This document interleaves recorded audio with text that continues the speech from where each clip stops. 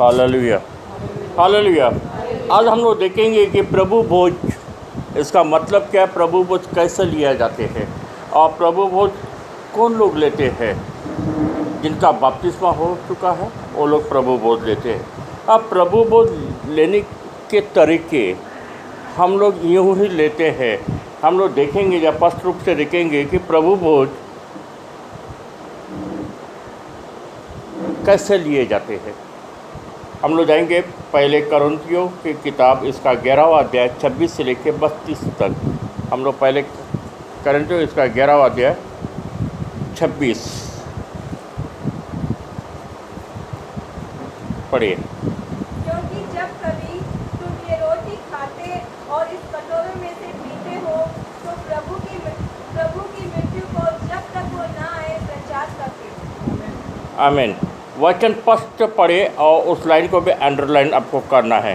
कौन सी लाइन को देखिए, पढ़िए वचन वही दोबारा। क्योंकि जब कभी तुम ये रोटी खाते और इस कटोरे में से पीते हो तो प्रभु की मृत्यु को जब तक वो ना आए प्रचार करते हो। जब तक वो ना आए तो क्या करो, प्रचार करते हो। अभी हम लोग प्रभु भोज लेते हैं। अब यहाँ पर तो लिखा है जब तक, है ना, जब कभी तुम ये रोटी खाते हो और कटोरे में से पीते हो तो प्रभु की मूर्ति को जब तक वो ना आए तब तक आप उसका क्या करो, प्रचार करो। अभी हम लोग आज प्रभु भोज लेते हैं। क्या हमने कभी किसी को प्रचार करके आए? हम प्रभु भोज ले रहे हैं, आप लोग पीछे बैठ के देखते हैं, आपने बपतिस्मा लिया नहीं है और किसी को प्रभु मालूम नहीं है, लेकिन हम उनको जाकर सुसमाचार नहीं सुनाते हैं, फिर भी हम लोग प्रभु भोज लेते हैं। गलत है या नहीं है? कितने गलत हम लोग करते हैं। यहाँ पर लिखा है आप उसका प्रचार करो। क्या प्रचार करेगा भाई? मैंने तो मेरा शरीर प्रभु को दे दिया है, मैं इस दुनिया से क्या तौबा कर चुका हूँ, मैं आगे से मैं प्रभु के लिए जीऊँगी, प्रभु मेरे साथ है, मैं प्रभु में हूँ, प्रभु मुझ में है और मैं प्रभु के लिए काम करूँगी। मैं मरी तो भी प्रभु के लिए जीवित है, क्योंकि वो मेरा जीवित परमेश्वर है, मैं उसकी बेटा हूँ। लेकिन हम लोग एक करते ही नहीं हैं। हम लोग आते हैं, पास्टर ने बोला आओ प्रभु भोज लेने के लिए आते हैं, वहाँ पर फिर आंसू बहा के गाना गाएंगे, किसी के दिल को चोट पहुँचेगा, उसी तरह हम लोग देखेंगे। लेकिन ये सब हम लोग गलत कर रहे हैं और श्राप को अपने आंख पर क्या कहते हैं, इनवाइट करते हैं। जो 27वां वचन, इसलिए जो कोई अनुचित रीति से प्रभु की रोटी खाए या उसके कटोरे में से पिए वो प्रभु की देह और लहू का अपराधी ठहरेगा। जो अनिर्णय से खाएगा और पीगा वो अपराधी, और क्या होएगा, वो प्रभु की देह और लहू का अपराधी ठहरेगा। तो अभी हम लोग क्या बने? हम लोग अभी क्या बने? अपराधी बने या नहीं बने? हम लोग प्रभु भोज लेते हैं, खाते हैं, यहाँ से निकलते वहाँ पर तू मैं चालू हो जाती है। घर में से आते समय भी हम एक दूसरे के खिलाफ हो जाते हैं, रिक्शा वाले से झगड़ा करते हैं, भाई इतना कैसा हो गया, 20 रुपये तो 21 रुपये कोई लेते नहीं आजकल रिक्शा वाले लोग। आप लोग लेते हैं, झगड़ा करते हैं कि नहीं करते हैं? हम लोग करते हैं। या पत्नी ने कुछ नाश्ता नहीं बनाया तो मालूम है क्या, संडे जल्दी उठ नहीं सकती है, अब भाई तेरे साथ ही वो 11-12 बजे सोइए ले, तू भी उसके पहले से तू तो पहले सो गया, बाद में वो तो पूरे बर्तन साफ करके सब करके कितना घंटा लगा मालूम नहीं, लेकिन वो सो गई तेरे बाद। अब फिर भी तू कहता है मैं पत्नी को भी और पति को दोनों को समझना चाहिए कि हम प्रभु के बच्चे हैं। हमें वो कुरकुरा नहीं थे, फिर भी यहाँ पर आके हम लोग प्रभु बोल देते हैं, कैसा चलेगा? हम लोग यहाँ पर वचन 27 वचन में तुम कौन है, अपराधी ठहरे गए हो, हाँ या ना? मैं वाला मुंह देखते मेरे को रिजल्ट है, हाँ या ना? चलो 28वां वचन, इसीलिए मनुष्य अपने आप को जांच ले और इसी रीति से इस रोटी में से खाए और इस कटोरे में से पिए। यहाँ पर क्या लिखा है 28वां वचन, इसीलिए मनुष्य हमें जांचना है मैं योग्य है या नहीं है इस रोटी खाने के लिए। हम लोग कभी जांचते नहीं है। पास्टर बोल दिया, प्रभु का दास बोल दिया, उड़ गए। लेकिन प्रभु ने ये नेम लगाया, जब प्रभु यीशु को पकड़ने के पहले उस सीढ़ी के घर पे प्रभु गया, वहाँ पर प्रभु बोल दिया, उसने कहा देखो मत्ती 26 का निकाली, 26 का 26। जब वे खा रहे थे तो यीशु ने रोटी ली और आशीष मांगकर तोड़ी और चेले को देकर कहा, लोग खा लो, ये मेरी देह है। लोग खा लो, ये मेरी देह। किसने कहा? 27-28 पढ़े। फिर उसने कटोरा लेकर धन्यवाद किया और उन्हें देकर कहा, तुम सब इसमें से पियो, तुम इसमें सबसे पियो, क्योंकि ये वाचा का मेरा वो लहू है जो बहुतों के लिए पापों की क्षमा के निमित्त बहाया जाता है। वाचा का मेरा ये लहू है, बहुतों के लिए पापों की क्षमा के लिए बहा जाएगा। अभी तो खून तो उसने बहाया नहीं था, लेकिन उसके पहले उसने कहा क्यों?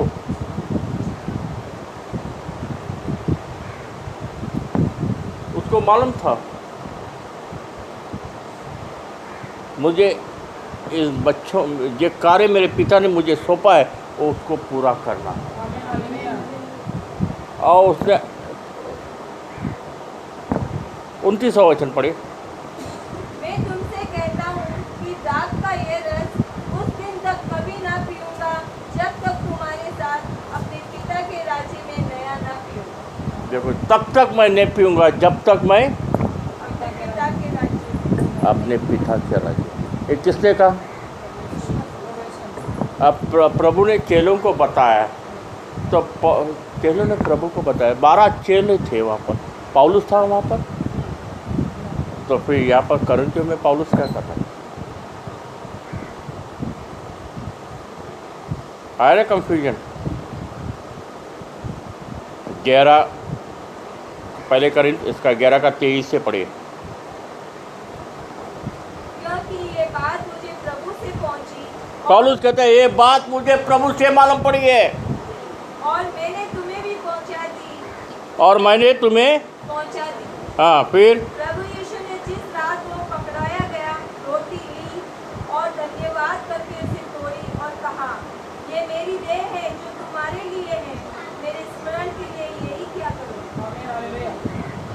पौलुस ये बताते यहाँ पर बताते हैं मुझे बात जो प्रभु से मालूम पड़ी है वो बात मैं तुमसे कहती है। अरे आप लोगों को प्रभु की ये बात मालूम पड़ी, आपने बपतिस्मा लिया, आप प्रभु के निकट आए, आपने कितने लोगों को बताया?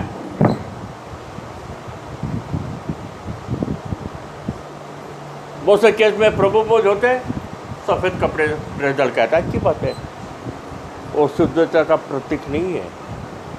शुद्धता आपके जीवन में प्रभु के लहू से होता है। हम लोग गड़बड़ में प्रभु बोध लेते हैं, जाते हैं और हमें उसका मतलब मालूम नहीं, तो हम पर शाप आता है।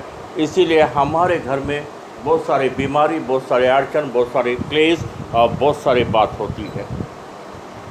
कुछ बात समझ में आ रही है?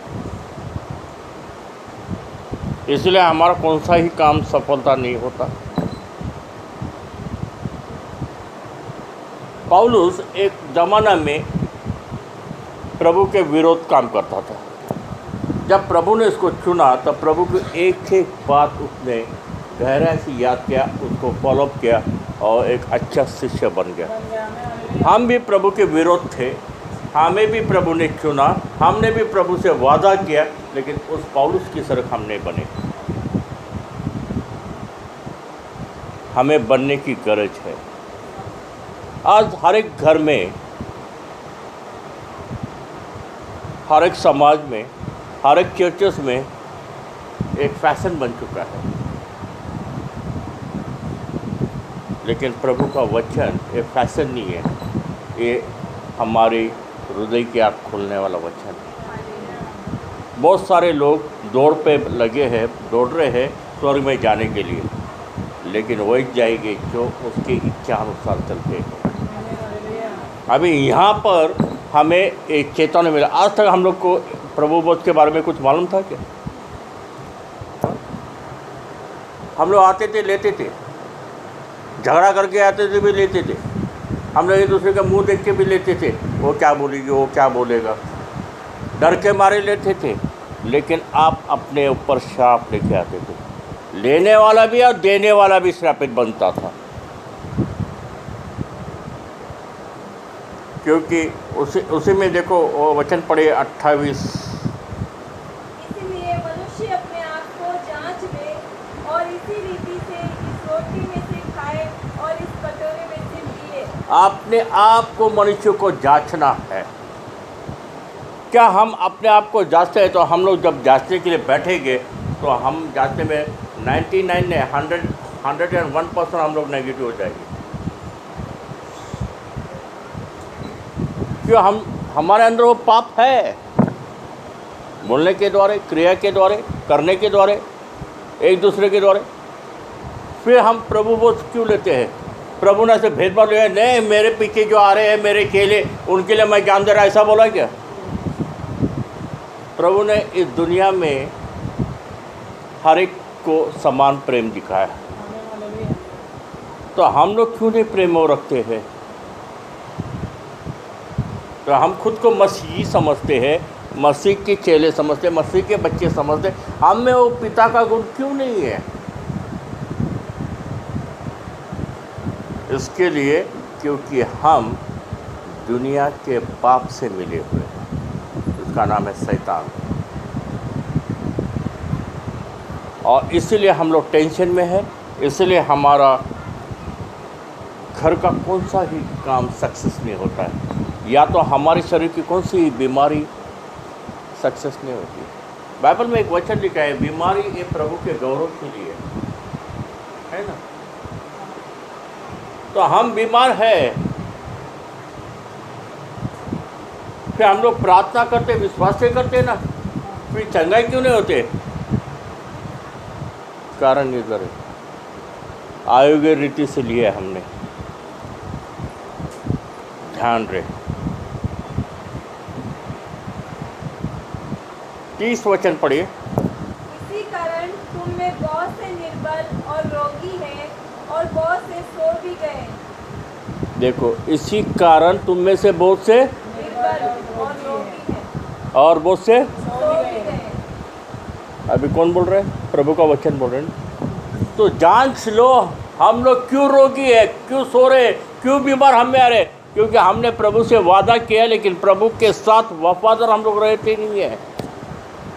प्रभु के साथ हम लोग चलने की वादा किया है, हमने पानी की गवाही दी है, साक्ष्य दिए कि प्रभु आज के लिए दुनिया के लिए मर चुका है, लेकिन दुनिया के लिए तो मरे नहीं हम।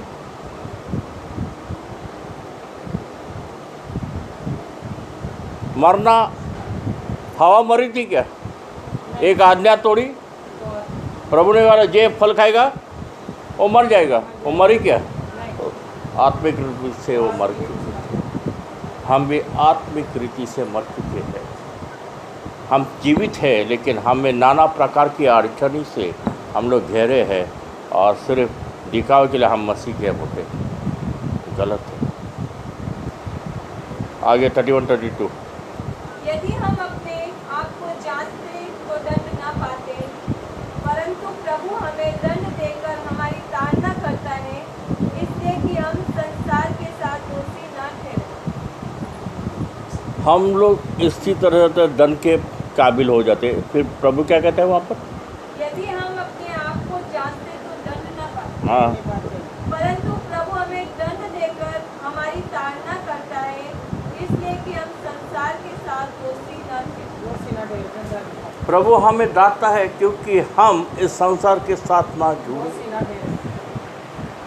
इसलिए बहुत कठिन, जब प्रवचन देते समय पास्टर उसको कि आपसे दुश्मनी नहीं है, कठोर रीति से बात करने के लिए वचन से हर एक को डांटता है। वचन किसका है? प्रभु का। और प्रभु का हर एक वचन हमें सीधे लाइन पर लेके आता है।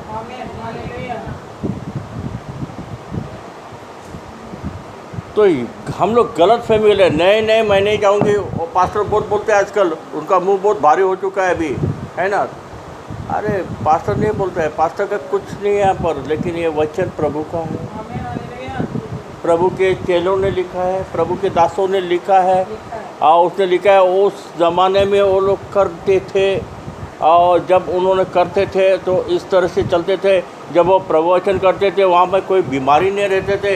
एक जब किसी जगह पे वो खड़े होकर प्रचार करते थे, हज़ार हज़ार लोग, 5-5 हज़ार लोग प्रभु के पास आते थे। हमारे जो प्रचार करते थे एक भी नहीं आ रहे। क्यों? कि हम उस मैले में गिरे हैं।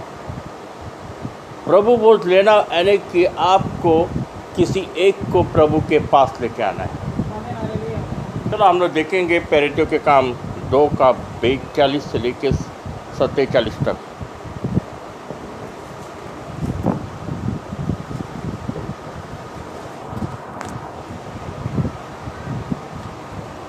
और प्रेरितों से शिक्षा पाने, संगति रखने और रोटी तोड़ने और प्रार्थना करने में लोलीन रहो। पैरेटियों कहते हैं रोटी तोड़ने में, प्रार्थना करते समय वो तत्पर थे। हाँ, तो हम लोग किधर है? आ रहे क्या भाई प्रार्थना के लिए? किरण सिस्टर आ रही क्या प्रार्थना के लिए? नहीं पास्टर जी बहुत काम है मेरे हाथ में। भाई विक्की आ रहे क्या प्रार्थना के लिए? पास्टर जी कल ही मेरे को ऑर्डर मिला है। कारीगर गया तो फिर दोबारा नहीं मिलेगा। जब प्रभु के आशीष खो जाओगे बेटे, कारीगर के दुनिया पर की नसीब में रहेगी। वो तत्पर थे, उनको मालूम था कि दुनिया कुछ नहीं दे सकती, लेकिन मेरा प्रभु दे सकता है। हम में वो विश्वास हम लोग खो बैठे हैं। चले आगे पढ़िए उसमें का। और सब लोगों पर भय छा गया और बहुत से अद्भुत काम चिन्ह प्रेरितों के द्वारा प्रकट होते थे। चेलों के द्वारा प्रेरितों के काम पे बहुत से वो लोग काम करते थे। बहुत लोगों का परिवर्तन हो गया, बहुत लोगों ने विश्वास किया और उनमें प्रभु की शांति आ गई। आगे पढ़िए। और सब विश्वास करने वाले इकट्ठे रहते थे और उनकी सब वस्तुएं साझे में थी। वे अपनी अपनी संपत्ति और सामान बेच कर जैसी उसकी आवश्यकता होती थी वैसी बांट दिया। अब ये तो हमसे नहीं होता है। वो सब इकट्ठा होते थे, एक मन के साथ विचार करते थे, एक मन के साथ सहाय करते थे। अगर कोई गरीब है या तो कंगाल है, उसको अपने लेवल पर लेके आते थे। यहाँ पर तो हम लोग 3 कपड़े बनाए। जो अच्छे अच्छे कपड़े डाल के तो आगे आ जाओ, जो थोड़े से कमज़ोर है ज़रा पीछे जाओ, जो VIP पर्सन है वो साइड आ जाओ। प्रभु समान देखता है भाई। तो अपनी कलीसिया प्रभु की कलीसिया क्या अपनी खुद की कलीसिया है? तो प्रभु के हिसाब से चलना है ना। कोई कहाँ पर भी बैठे, परखने वाला वो है। परखने वाला कौन है? परमेश्वर है। जब प्रभु परखता है हमें, तो प्रभु हमें ये नहीं बोलता है तो अच्छी नहीं तो गंदे का, तो आराधना नहीं बोल रही बोल के मैं तेरे साथ तेरे पर आशीष नहीं दूंगा। वो देखता है कौन से मन से वो मेरे पास आई, कौन से मन से वो मेरे पास आया है। और प्रभु ये देखता है, उसको सिखाता है, भाई अब तो आ गया, पहुंच गया, तेरी मन में इच्छा है, लेकिन तुझे एक क्रिया करने के लिए नहीं दे रहा है, वो है शैतान।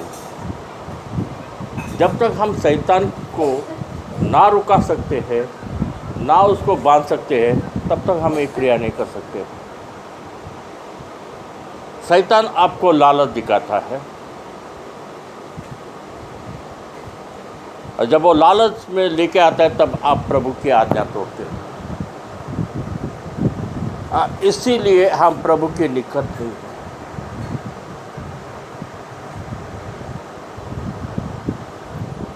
क्या प्रभु वो नया नियम में था?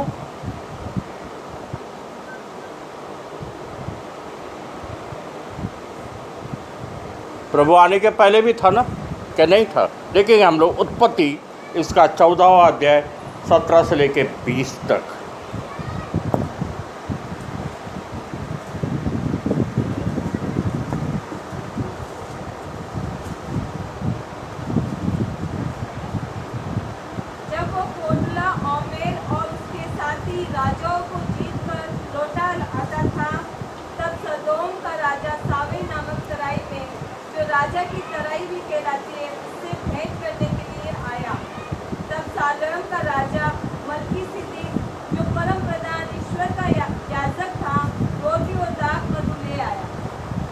अरे आगे पढ़े हो ना भाई, कंटिन्यू और करो। उसने अब्राहम को यह आशीर्वाद दिया, परम प्रधान ईश्वर की ओर से, जो आकाश और पृथ्वी का अधिकारी है, तू धन्य हो और धन्य है परम प्रधान ईश्वर, जिसने तेरे द्रोहियों को तेरे वश में कर दिया। तब अब्राहम ने उसको सब वस्तुओं का दान दसमांश दिया। तब सदोम के राजा ने इब्राहिम से कहा, प्राणियों को तो तू मुझे दे और धन को अपने पास रख। अब्राहम ने सदोम के राजा से कहा, परम प्रधान ईश्वर यहोवा जो आकाश और पृथ्वी का अधिकारी है, उसकी मैं ये शपथ खाता हूँ कि जो कुछ तेरा है उसमें से ना तो एक सूत और ना एक जूती का बंधन, ना कोई वस्तु लूंगा। तू ऐसा ना कहने पाए कि अब्राहम मेरे ही कारण धनी हुआ। आमीन। बस 20 तक पढ़ रहा है अपने को। यहाँ पर कौन बोल रहा है? याजक कौन है वो? मलकीसित राजा। उत्पत्ति में उसका नाम है, बाकी किधर नहीं। वो कहाँ से आ रहा है, क्या कर रहा है, क्या नहीं कर रहा है, कुछ मालूम नहीं।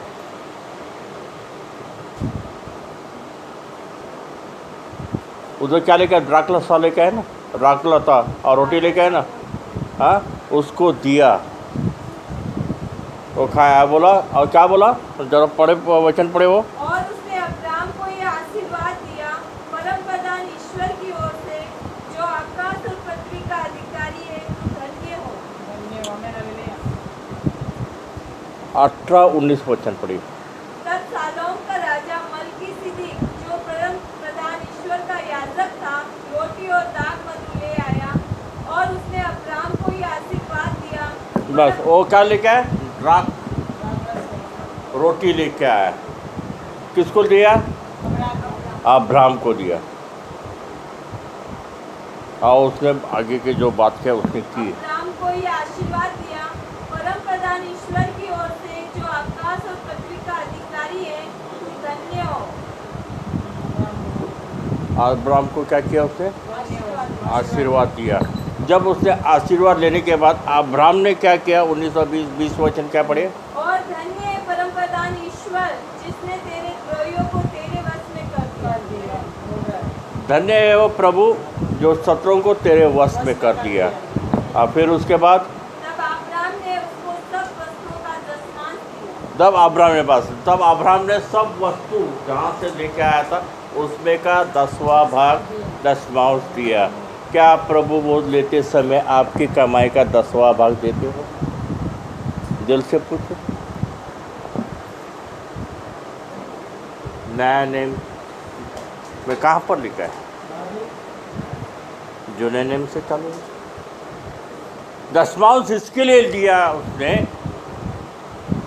क्योंकि उसको प्रभु की आज्ञा मांगी। जिस प्रभु ने मुझे विजय करने के लिए ताकत दिया, जिस प्रभु ने मुझे संभाला, जिस प्रभु ने मुझे सहायता की, मेरा फर्ज बनता है कि प्रभु के कार्य के लिए कुछ करूं। वो प्रभु का दास था, उसने लेने के लिए इनकार भी किया है ना। अभी तो यहाँ पर बहुत सारे कलीसिया में तो उल्टा चलता है। बहन जी आपका पाकिट नहीं है ये महीने में।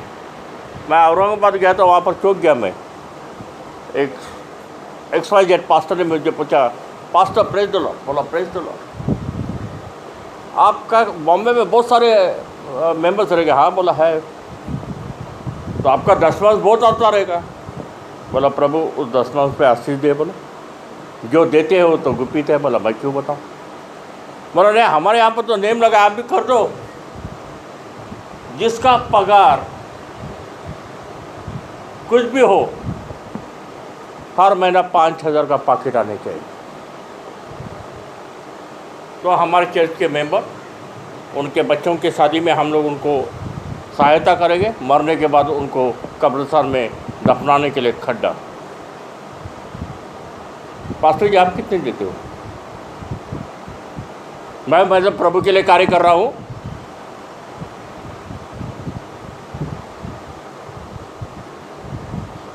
सब मिला के 10 में कितना आता है? 4-4.5 लाख रुपए। उसमें उसका 10% का कितना हो गया? 60,000 रुपये आपको देना है। आप देते क्या? आप प्रभु का लेबल लेके आप नाच रहे हो तो नानत है बोलो तुम्हारे शरीर के पास्टर को। जब प्रभु हर एक चीज़ देता है उसके लिए आप उपयोग कर रहे हैं क्या? आपके घर में चर्च अच्छा है लेकिन आपके पीछे बिल्डिंग है, उसमें बिल्डिंग को मारने के ऊपर माले किराएदार रखा है, किसके पैसे? चर्च के पैसे। एक विधवा चर्च में आती है, वो दशमांश दे के जाती है, उसके हालचाल पूछने के लिए कभी आप गए क्या? इसीलिए बोला प्रभु की सेवा खोखली बनती जा रही है। बोला मेरी कलीसिया जैसे भी है वो प्रभु की कलीसिया है, वो जो कुछ दे रहे उसमें से बहुत सारी चीज़ हम प्रभु के कार्य के लिए कर रहे हैं। हम लोग बोल के नहीं दिखाते, करके दिखाने वाला परमेश्वर है। जो आज्ञा देता है वही काम हम करते हैं। आज भी जो भी आया मेरे कलीसिया के पैसे से आया हूँ, और जो भी घूम रहा हूँ, जो भी खा रहा हूँ तो कलीसिया के पैसे से। इस गाड़ी में गैस भी डाला हो तो मेरे कलीसिया के पैसे, क्योंकि मैं प्रभु की सेवा करता हूँ तो प्रभु के लिए मुझे सब कुछ देना है। समय देना है, प्रचार करना है, लोगों की हालत देखना है, उनकी पूछताछ करना है, उनके सुख में दुख में भी साथ देना है, क्योंकि मेरा पिता परमेश्वर वो दुख का साथी था। शादी थी वहाँ पर, खुशियाँ का माहौल था, द्राक्षलता खत्म होगा, बदनामी को भी प्रभु बचाता। वो शब्द बोला हो गया ना, आज्ञा दिए हमें प्रभु ने शब्द बोला है मेरे नाम से क्या, तो उसके नाम से आएगा तो वो पानी भी मीठा बन जाएगा। लेकिन आप उसके नाम से नहीं आते हो, इसके लिए आपके कलीसिया में कार्य नहीं होता है। मुझे शर्म आ रही है, बोला मैं आपके सामने ये प्रचार करूँ।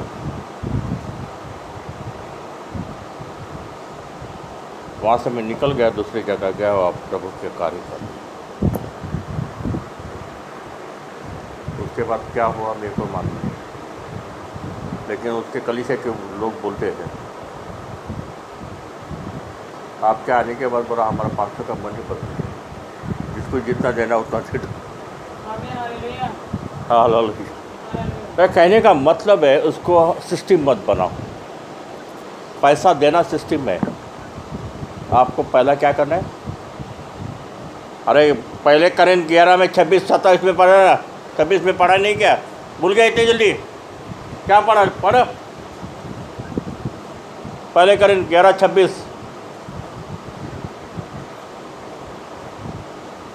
क्योंकि जब कभी तुम ये रोटी खाते और इस कटोरे में से पीते हो तो प्रभु की मृत्यु को जब तक वो ना आए प्रचार करते हो। तब तक प्रचार करो, जब तक वो नहीं आता तब तक आपको प्रचार करना है। किसका प्रचार? मैंने रोटी खाई बोल के? नहीं। फिर ये रोटी प्रभु का शरीर है, मैं खा रही हूँ इसके लिए कि मैंने उससे वाचा बांधा है कि आज से मैं पाप दुनियादारी छोड़ दूंगा। अब मैं ये रोटी खाने के बाद प्रभु मुझ में आता है, उसका पवित्र आत्मा मुझ में रहता है और मैं उसकी इच्छा अनुसार चलती हूँ बोल के मेरे घर में रोशनी आती है। इसके लिए मैं बीमार नहीं हूँ, इसके लिए मुझे ताकत मिलती है, इसके लिए मैं हर हफ्ता कोल्हापुर से यहाँ पर आता हूँ। मालूम पड़ा प्रभु हो क्या है? पहले जाकर हमको क्या करना है? सुसमाचार सुनाना है। मैं तैयार हुआ, मैं जा रही हूँ कॉलेज, मैं आ रही हूँ घर पे, मैं बैठ गई, मेरी शादी होगी, मायके जाऊँगी, ससुराल जाऊँगी, सपने हम लोग देखते हैं, है ना? लेकिन प्रैक्टिकल में जब होएगा तो पूछो ये दोनों को, नाम नहीं लूँगा भाई, रिकॉर्डिंग हो रहा है। पास्टर जी इसी तरह प्रभु की सेवा करते गए तो आपकी कौन सी प्रकार की आंसू आपके जीवन में और रोग राय आपके जीवन में नहीं रहेगी। जब आप सच्चे दिल से प्रभु की सेवा करेंगे, कौन से ये रोग राय आपके शरीर में नहीं रहने वाली है। मेरे को पूछते ना आज तो थक गया रहेगा, नहीं थका भाई, अरे इसका शरीर तो जड़ा है, इसको क्या तकलीफ होती है नहीं होती है। मैं भी इंसान हूँ, लेकिन मेरे शरीर में प्रभु ने वो टॉनिक डाला है कि वो मुझे कभी थकान देता नहीं, क्योंकि उसके हर एक कार्य करते समय, हाँ मैं भी इंसान हूँ, मेरे से भी गलती होती है, लेकिन डांट भी बैठती है। जब ऐसे समय फ़ोन आ जाता, मैं लेटा रहता, मेरी इच्छा भी नहीं ऐसा उठूँ, फ़ोन करूँ, प्रार्थना करूँ, उठ के बैठने चाहिए। मैंने वादा किया मैं तेरी सेवा करूँगा, हर दम मैं तेरी सेवा करूँगा, हर वक्त जब कोई भी आएगा तो मैं तेरी सेवा करूँगा। तो मुझे 24 घंटा ड्यूटी है, तो मुझे करना है। आपने प्रभु से वादा किया है मैं इस दुनिया से ना जुटूँगा, तो जुड़ रहे हैं तो फिर कैसा करेगा? आपको समय देना है। समय कैसे दिया जाता है? फॉर एग्ज़ाम्पल लेके अभी ये बेटी अपने पास आ रही है, प्रार्थना के लिए आती है, जाती है, उसका इंटरेस्ट है, उसका बढ़ गया, इंटरेस्ट बढ़ रहा है, सब कुछ कर रहा है, लेकिन उसकी सैली बोले तेरा रंग भी बदल गया, तेरा बिहेव बदल गया, तेरे बोलने की स्टाइल बदल गई है, आजकल तू बिंदिया नहीं लगाती, यही नहीं कर रही है, तू कैसी क्या कर रही है? कुछ सवाल उसको करेगी ना, तो क्या बोलेगी? नहीं, मैं प्रभु के चरणों में गई। क्या तूने धर्म बदला? ये भी सवाल उसकी सैली करेगी। थोड़ी मैंने धर्म बदला है, मैंने तो सिर्फ विश्वास था। धर्म तो मेरा वही है, मैंने विश्वास। इसके पहले मैं बहुत सारी जगह घूम के आई, कुछ नहीं पाई, लेकिन यहाँ पर आने के बाद सब कुछ पाया, क्योंकि वो जीवित परमेश्वर है। तो एक गवाही सुनने के बाद 10 सैली में से एक सैली तो विश्वास करेगी। वो तो बोलेगी ना मेरे लिए तो प्रार्थना कर, बस उसको ही पकड़ना, उसको सुसमाचार सुनाना है, उसको बोलना है। बहुत सारे लोग मिलते हैं अपने को, मेरे को बहुत सारे लोग मिलते हैं, लेकिन समाचार बोलने के लिए भी डेयरिंग चाहिए। वो डेयरिंग कौन देता है? प्रभु देता है। जब पवित्र आत्मा आपके भीतर रहेगा ना, तो डेयरिंग आपको मिलेगी। जो पवित्र आत्मा हम में नहीं है, तो हम में डेयरिंग नहीं है।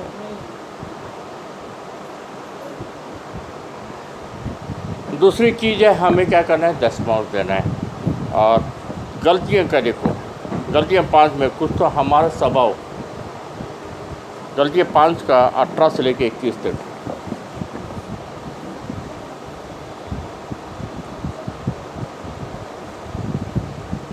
गलती ऐसा नए में हाँ, ऐसे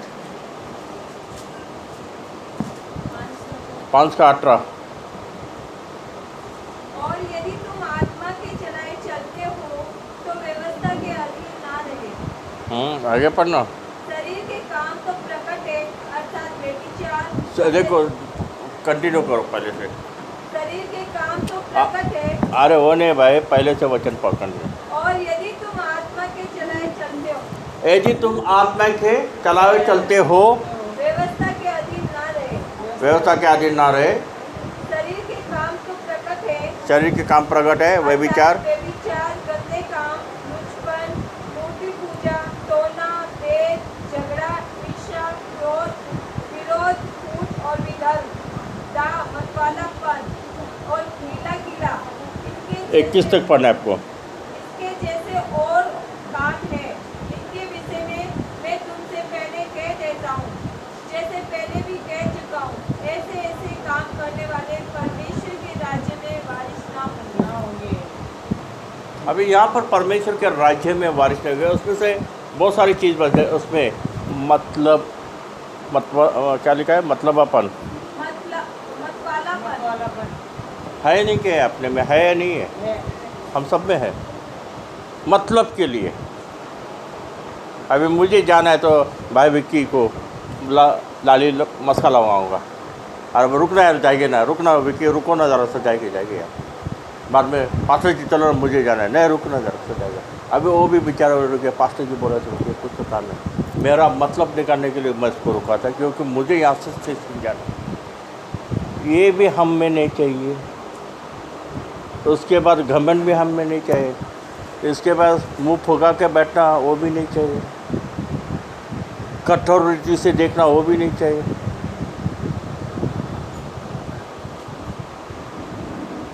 और ये सारी चीज़ हम में है, आप प्रभु बोध लेने के लिए आते हैं। कैसा चलेगा? अपने आप को परखना है। इसके लिए गए हफ्ते में मैं प्रभु को दिया नहीं, क्योंकि ये सारी चीज़ बहुत मुश्किल है और बहुत सारी चीज़ यहाँ पर भी हुई है। चलो हम लोग जाएंगे रोमियो की किताब 12, 4 और 5। क्योंकि जैसे हमारी एक देह में बहुत से अंग हैं और सब अंगों का एक ही सा काम नहीं, वैसे ही हम जो बहुत हैं मसीह में एक देह होकर आपस में एक दूसरे के अंग हैं। वापस वो वचन पढ़िए। क्योंकि जैसे हमारी एक देह में बहुत से अंग हैं और सब अंगों का एक ही सा काम नहीं, वैसे ही हम जो बहुत हैं मसीह में एक देह होकर आपस में एक दूसरे के अंग हैं। मसीह में हम एक ही है और एक दूसरे के अंग है। अब एक उदाहरण बताता हूँ। मुझे ये उठा के बाजू रखना है, इस किसकी गरज लगेगी? हाथ की। ये हाथ बोलेगा तेरे हाथ में घड़ी है, अंगूठी है, उसको बोलना लेने के लिए चलेगा क्या? अब मेरे को पानी पीना था, मैं नाक से पानी पी सकता हूँ क्या? हर एक को जो सिस्टम है वो चलती सदैव से चलती आई, तो इनमें नफरत नहीं है, इनमें कुछ नहीं। स्नान करते समय ये हाथों का उपयोग होता है, ठंडा ठंडा मालिश होता है, पूरा शरीर को रगड़ता है, तो शरीर बोलेगा हे चल मुझे हाथ मत लगा, ऐसा बोलेगा क्या? पानी गर्म है क्या ठंडा है, वो पहले हाथ ही देखेगा ना। हर एक का पार्ट है, जब तक ये आँखी है तो वो देखेगा, लेकिन कोई एक दूसरे के खिलाफ नहीं है। तो फिर हम मसीह में एक है, तो हम एक दूसरे के खिलाफ क्यों है? जब हम मसीह में हैं तो हम एक दूसरे के खिलाफ क्यों है? बाइबल कहती है ना, हम सब एक ही। तो 2 अंग कैसे क्या हो गया? 12 मुंडी कैसे क्या हो गया? क्यों मसीह में नहीं है हम? विचार क्यों बदलते हैं? हमारा विचार क्यों एक नहीं है? क्योंकि हमने प्रभु का वचन सही रीत से हमने ग्रहण नहीं किया है। हमने मसीह का वचन ग्रहण किया है, लेकिन उसका बाजार किया है। आज जो है ना वचन में ताने मारता था, आज है ना सही से प्रार्थना नहीं हुई, आज ये ऐसे है। मैं आगे बताऊंगा ये सारी बात कैसे मालूम पड़ती है, ये पवित्र आत्मा के द्वारा। जब आप प्रभु के साथ वफादार रहते हो तो एक एक बात छुपी नहीं जाएगी, वो खुलने वाली बात। इसीलिए मैं किसी के बाप को नहीं डरता, सिर्फ मेरे प्रभु यीशु मसीह को डरता हूँ, क्योंकि मैं उसके साथ वफादार है, तो हमें वफादार के साथ उसके साथ चलना है। हमें देखना है हम सब एक शरीर है, उसको चोट पहुँची तो मुझे चोट पहुँचनी चाहिए, उसको तकलीफ़ हो रही है तो मुझे तकलीफ़ होनी चाहिए। तो हम में ये चीज़ क्यों नहीं है? हम में क्या ये कारण है? इसके पीछे क्या है? इसके पीछे रहस्य क्या है? ये हमें मालूम करना चाहिए। क्या हम अभी भी दुनिया में फंसे हैं? क्या हम अभी भी दुनिया के तौर तरीके पे चलते हैं? तो बंद कर देना। जब तक हम प्रभु के इच्छा अनुसार चलते हैं तो प्रभु हमारे साथ रहता है, लेकिन जब हम प्रभु को छोड़ते हैं, सिर्फ मतलब के लिए प्रभु को पकड़ते, तो कभी आपके साथ नहीं देगा। हमें वो पेत्रस का शरीक बनना है। पेत्रस ने देखा प्रभु पानी पे चलते आ रहा है, प्रभु जी मैं आऊँ क्या? प्रभु जी कभी बोला मत आप, तू एक काम मैं कर सकता, ऐसा बोला क्या? क्या बोला? प्रभु जी मैं सेवा कर सकती हूँ क्या? मत कर तू, वो ऐसा बोला क्या? कौन से पासवान ने आपको बताया? कौन से लीडर ने आपको बताया प्रभु की सेवा नहीं करनी? बाइबल में लिखा है ना, प्रभु बोध लेते समय आपको सुसमाचार बोलना है तो है। मेरा प्रभु मेरे लिए घायल हो चुका है, मेरा प्रभु मेरे लिए मरा है, मेरा प्रभु उसने मेरे लिए कोड़े खाए हैं।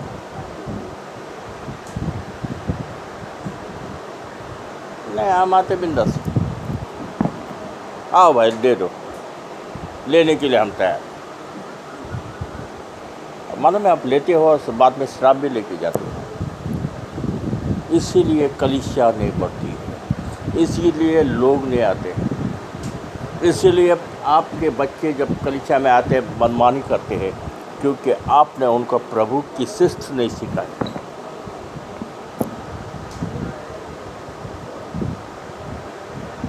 मेरे घर में तो एक कानून बना कर रखा है मैंने, सदियों से आ रहा है, प्रार्थना नहीं करता, खाना नहीं खाने का। खुद के पैसे देखिए कितने दिन चला सकता है तू। नहीं बाबू रहने दे, जो ना बेटा रहने दे, मेरे को क्या लेना देना। कानून तो कानून। अगर मैं प्रभु के साथ जुड़ा हूँ तो प्रभु मुझे चलाता है, प्रभु मुझे देता है, प्रभु मुझे लेके जाता है, लेकिन उसके साथ मैं वफादार के साथ रहने के लिए मैं प्रयास कर रहा हूँ। उसी तरह आपको करना है, क्योंकि वो मेरा मस्तक है, वो मेरा पिता है, तो मैं भी तुम्हारा पिता हूँ। जैसा मेरा पिता चाहता है वैसा मैं भी आपसे यही चाहता हूँ, उम्मीद रखता हूँ। ये सिस्टम क्यों है? जब तक हम हमारे बच्चों को, हमारे घर वालों को हम प्रभु के बारे में, प्रभु के शिष्ट के बारे में नहीं समझाओगे, नहीं करोगे, तब तो हमारे जीवन में कुछ कार्य नहीं होना है। बस करो अभी दुनियादारी। एक छोटा सा सवाल मैं इसको पूछना चाहता हूँ, जब से कलीसिया से आ रहा है, प्रार्थना करके जा रहा है, उसके ज़िंदगी में कुछ बदलाव है या नहीं है? आप लोग देख के बताइए। आप मेरे सामने तो जाती नहीं रहेगा, आपके सामने रहते हैं चिड़चिड़े, वो भी कम हो जाएगा। लेकिन प्रभु के सहवास में जितना चल रहा है, लेकिन प्रभु के राज्य में जितना चल रहा है, उसका प्रतिफल उसको मिल रहा है। हर इंसान पापी है, हर एक से पाप होता है, पाप हो के जाता है, लेकिन इस पाप को शिक्षा नहीं है, क्षमा है। प्रभु ने इसे क्षमा किया। अब प्रभु बोल रहा है, मेरे बेटे मैंने तुझे क्षमा किया, अब मैं कहता हूँ उसी तरह तू चल। जब वो चलेगा उसी तरह, तब प्रभु उसको पढ़ाएगा। कुछ मालूम पड़ा? हम में से वो सारी गंदगी निकाल दो, शुद्ध हो जाओ। प्रभु आप सबको आशीष दे। आमीन।